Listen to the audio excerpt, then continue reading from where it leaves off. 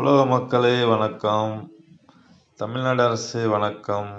Sir, தூய்மை பணியாளர்களுக்கு 3 வேளை உணவு வழங்குறீங்க, சரிங்களா சார்? அது அந்த உணவு பணத்தை 3 வேளைண்டா 50 ரூபாய் வைங்க. 3 வேளைக்கு 150 ரூபா ஆச்சு.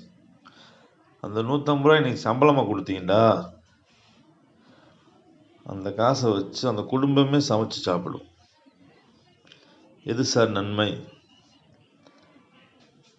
இந்த உணவு தான் சார் மனிதர்களை ஒன்றா வச்சிருக்கு.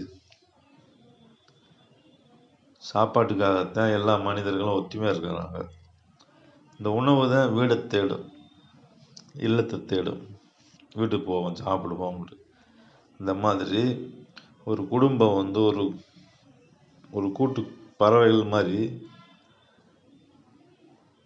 ஒத்துமையாக இருக்கிற குடும்பத்தில் தூய்மை பணியாளர் ஒரு பொண்ணு அங்கே சாப்பிடுது, ஒரு கணவன் வெளியவே சாப்பிட்றாங்க. அப்போ வீட்டை தேட மாட்டாங்க. சம்பளம் வாங்க, அவங்க இஷ்டத்துக்கு செலவு பண்ண, நம்மளுக்கு தான் சாப்பாடு கிடைக்குதுல. குடும்பம் பிரிஞ்சு போகும்ல சார். குடும்பத்தில் ஒத்துமை இருக்காதுல்ல சார்.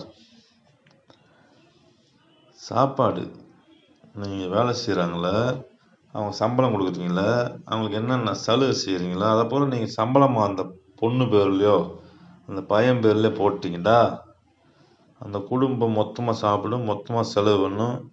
அதில் இருந்தால் சார் பெருமையாக இருக்குது.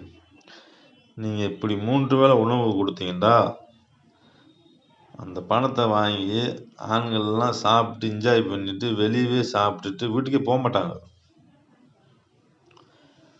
இது அந்த குடும்பத்துக்கு நன்மை கிடையாது. இது என்னுடைய கருத்து.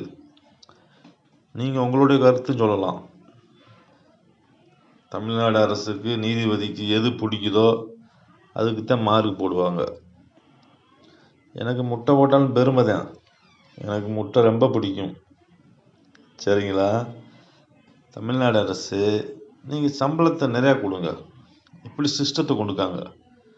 அதில் தான் குடும்பத்துக்கு சந்தோஷம் வரும், உழைப்பு உருவாகும்.